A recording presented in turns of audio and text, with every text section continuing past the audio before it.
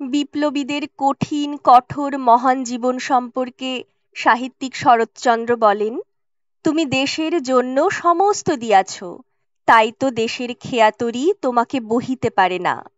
সাঁতার দিয়া তোমাকে পদ্মা পার হইতে হয়, তাই তো দেশের রাজপথ তোমার কাছে রুদ্ধ।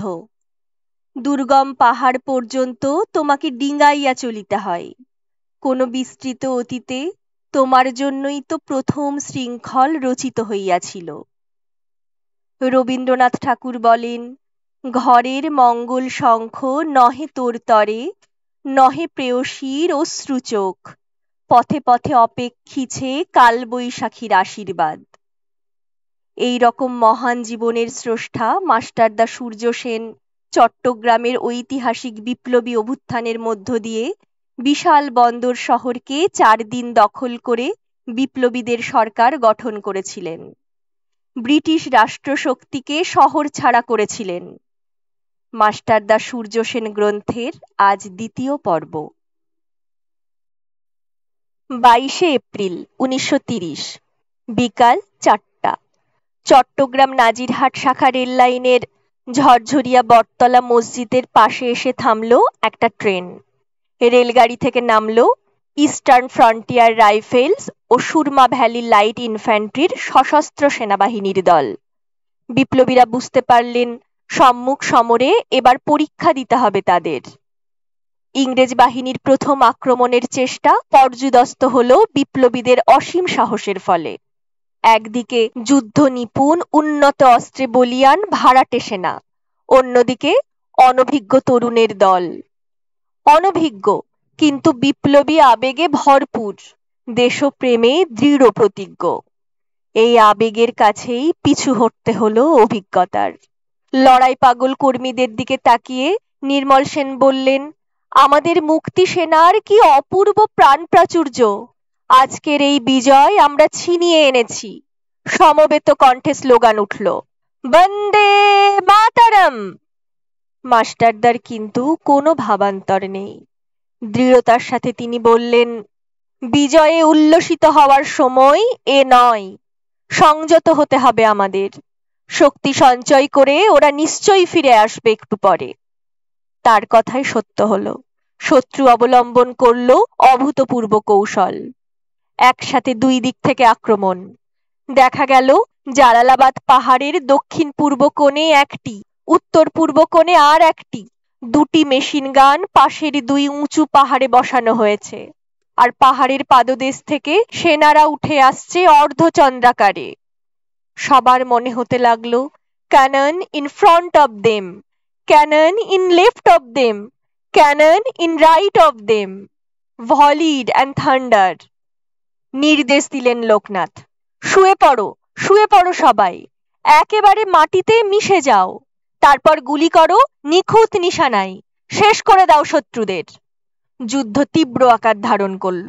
বাতাসে বারুদের গন্ধ, বৃক্ষরাজি, লতাগুল্ম আর ধোঁয়ার মাঝে প্রকৃতি যেন উন্মুক্ত নির্মল বাতাসের জন্য মাথা খুঁড়ে মরছে, চাইছে ক্লেদ মুক্ত জীবন। সামান্য একটু উঁচু হয়ে পাশের ঝোপটায় ঢুকতে গেল টেগরা। মুহূর্তে একটা বুলেট ঢুকে গেল তার বুকে।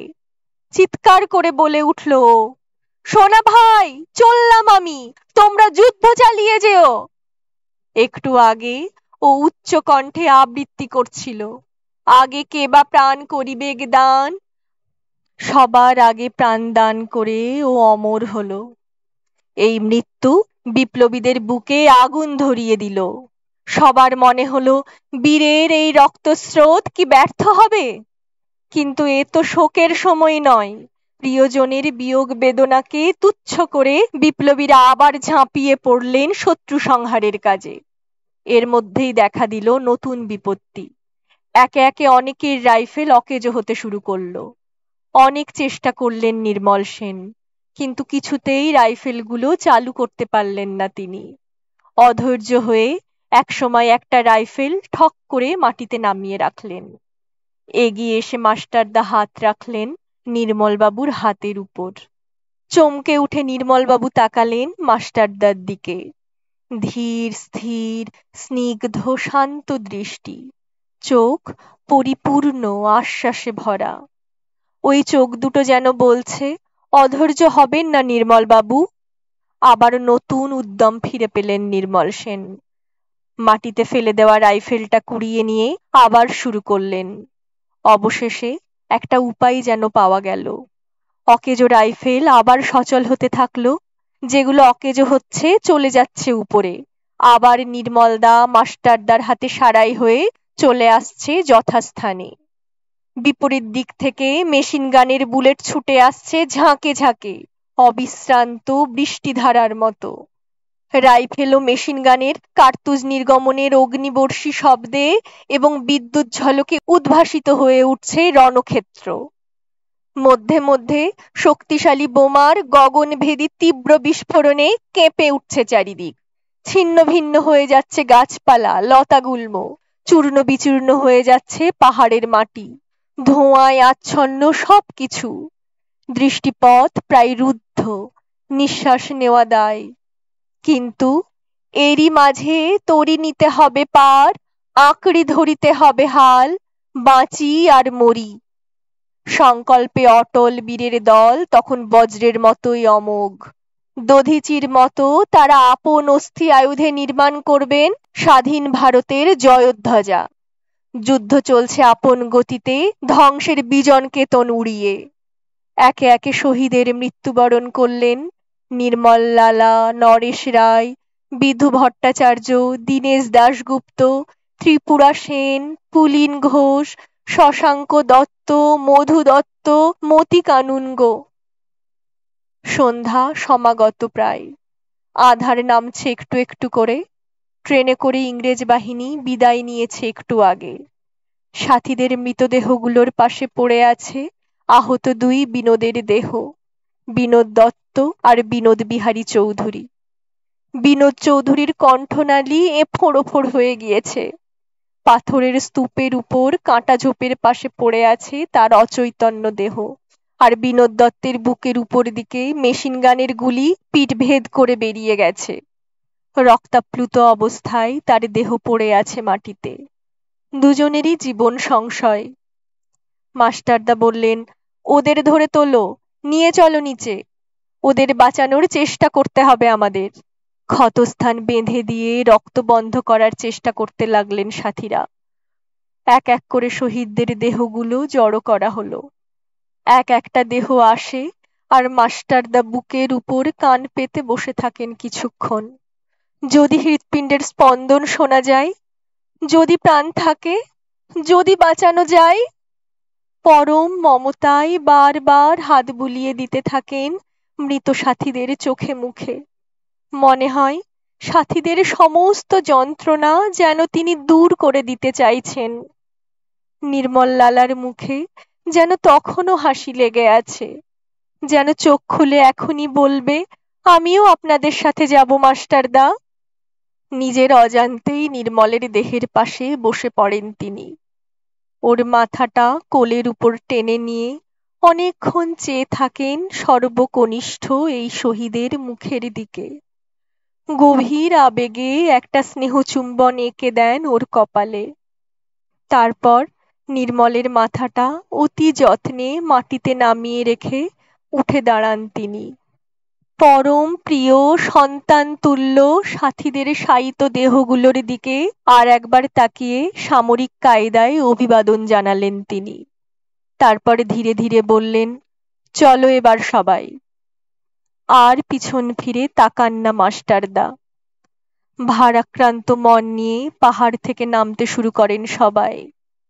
অন্ধকার তখন পৃথিবীকে গ্রাস করেছে। জালালাবাদ যুদ্ধের পর কেটে গেছে প্রায় 15 দিন।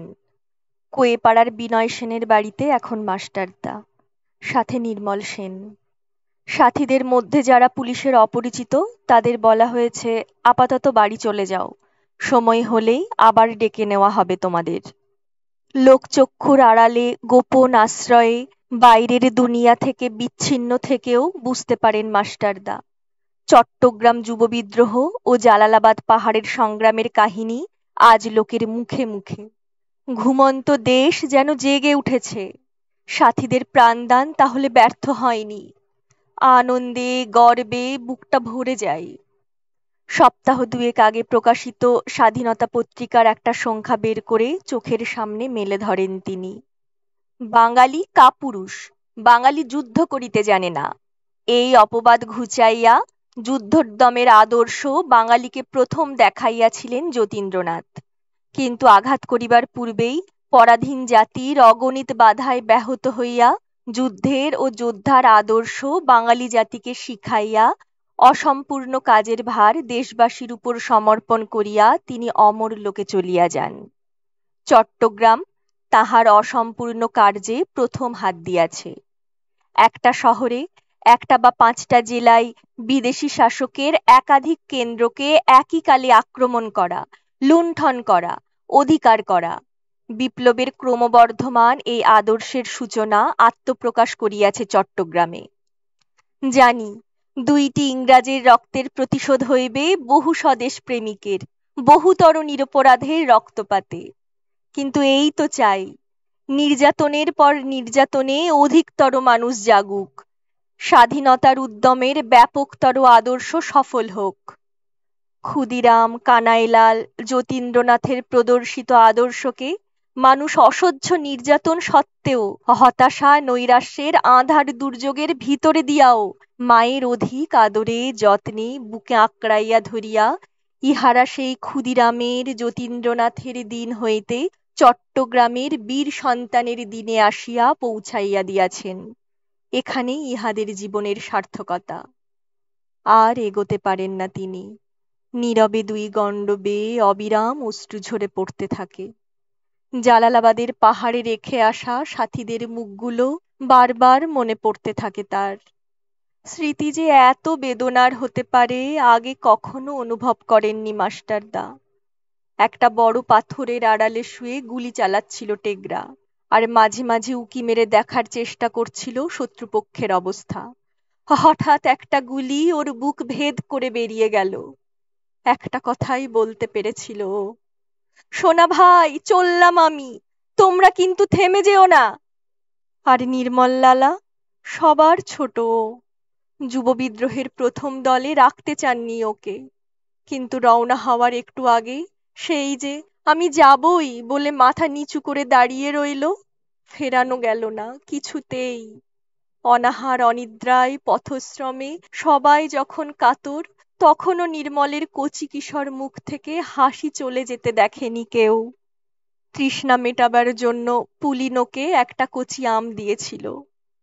মৃত্যুর পর সেই আম ওর পকেট থেকে উদ্ধার হয়েছিল।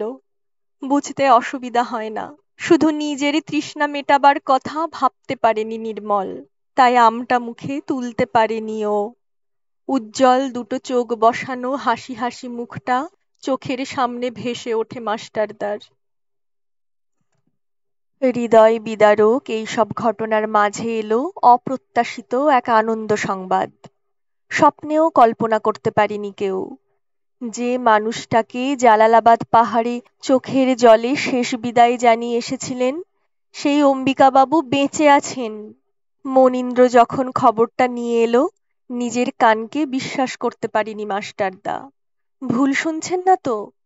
শেষে মনীন্দ্র যখন বলল ও দেখেছে, কথাও বলে এসেছে অম্বিকাবাবুর সাথে, তখন যে অভূতপূর্ব আনন্দ অনুভব করেছিলেন তা ভাষায় প্রকাশ করা যায় না। তারপর শুধু প্রতীক্ষা আর প্রতীক্ষা। অবশেষে আবার দুজনের দেখা হলো গভীর রাতে। প্রদীপের ম্লান আলোয় দেখলেন, এ তো সুশ্রী সুগঠিত অম্বিকাবাবু নন, এ যেন তার প্রেতাত্মা। নিঃশ্বাস প্রশ্বাস নিতেও কষ্ট হচ্ছে মানুষটার। জড়িয়ে ধরে বিছানায় শুইয়ে অনেকক্ষণ চুপ করে বসেছিলেন। কয়েকদিন পরে একটু সুস্থ হলে অম্বিকাবাবুর মুখে খুঁটিয়ে খুঁটিয়ে শুনলেন সবকিছু। জালালাবাদ পাহাড়ে সংগ্রামের পরদিন ভোরবেলায় জ্ঞান ফিরে এলো আমার। তাকিয়ে দেখি সাথীদের মৃতদেহ ছড়িয়ে আছে চারিদিকে। দেখলাম ইংরেজ সৈন্যরা পাহাড়ে উঠে আসছে। একটু পরেই গ্রেপ্তার হতে হবে ওদের হাতে। কোনো রকমে পাহাড়ের ঢালে গড়িয়ে দিলাম নিজেকে। শেষ পর্যন্ত একটা ঘন ঝোপের মধ্যে আটকে গেলাম। দেখলাম পেট্রোল ঢেলে ওরা আমাদের সাথীদের দেহগুলো জ্বালিয়ে দিল। এই পর্যন্ত বলে চুপ করে গেলেন অম্বিকাবাবু। বুঝতে পারেন মাস্টারদা, নিজেকে সামলে নেবার প্রাণপণ চেষ্টা করছেন তিনি। বিকালের দিকে দেবদূতের মতো দেখা দিল এক মুসলিম চাষি। অতি কষ্টে ডাকলাম তাকে। আপনজনের মতো সে আমাকে কাঁধে করে নামিয়ে আনলো পাহাড় থেকে। তারপর রাতের অন্ধকারে সঙ্গোপনে নিয়ে তুলল তার বাড়িতে। আমার তখন জীবনমৃত অবস্থা। 15 দিন ছিলাম সেখানে।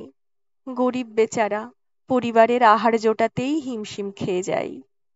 যত্নের উপকরণ সে বেশি কিছু জোগাড় করতে পারেনি, কিন্তু তার 2 চোখে দেখেছি স্নেহের প্রসবন।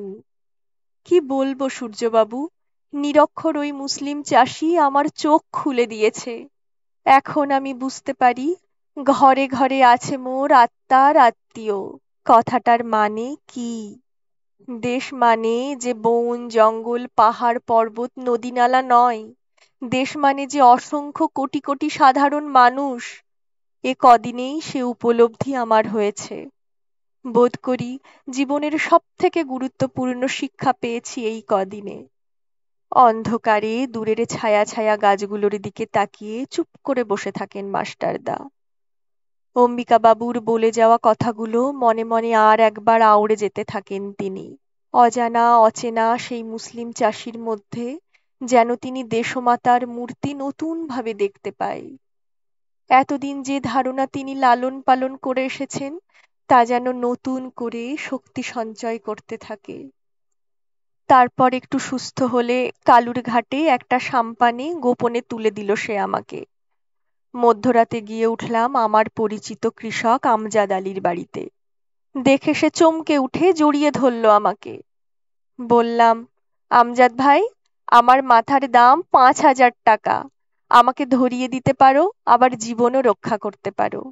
তবে মনে রেখো, আমাকে আশ্রয় দেওয়ার বিপদ কিন্তু অনেক। উত্তরে আমজাদ যা বলেছিল জীবনে ভুলতে পারবো না সূর্যবাবু। আমাকে জড়িয়ে ধরে বিছানায় শুইয়ে দিতে দিতে বলেছিল, মুসলমানের ছেলে আমরা, তোমাকে ফিরিয়ে দিলে ঘরের কেউ মুখ দেখবে আমার ভেবেছ? তুমি স্বদেশী, তুমি অতিথি, তোমাকে দুয়ার থেকে ফিরিয়ে দিতে পারবো না। কথাগুলো বলে হাসি মুখে সে তাকিয়ে রইল আমার দিকে। 25 দিন ছিলাম তার আশ্রয়ে। প্রাণের যে স্পর্শ সেখানে পেয়েছি তা ভোলার নয়। আমজাদ ভাইয়ের 11 বছরের পুত্র আমায় সেবা করেছেন, কিন্তু সবচেয়ে অবাক করেছেন তার স্ত্রী। পর্দার তোয়াক্কা না করে স্নেহময়ী বোনের মতো যেভাবে তিনি আমার সেবা করেছেন তা ভোলার নয়। এটুকু বলে হাঁপাতে থাকেন অম্বিকাবাবু। নিজেকে একটু সামলে নিয়ে আবার শুরু করেন। আমজাদ ভাইয়ের বাড়িতে এক বৃদ্ধা মাঝে মাঝে এসে বসতেন আমার পাশে। জ্বরতপ্ত কপালে হাত বুলিয়ে আমার কষ্ট লাঘব করার চেষ্টা করতেন। মনে হতো স্বয়ং আমার জন্মদাত্রী জননী যেন পাশে বসে আছেন। একদিন কাপড়ের মধ্য থেকে একটা রিভলভার বার করে আমার হাতে দিলেন তিনি। জিজ্ঞাসা করে জানলাম, তার ছেলে ফজল আহমেদ সেটা কুড়িয়ে পেয়েছে জালালাবাদ পাহাড়ে।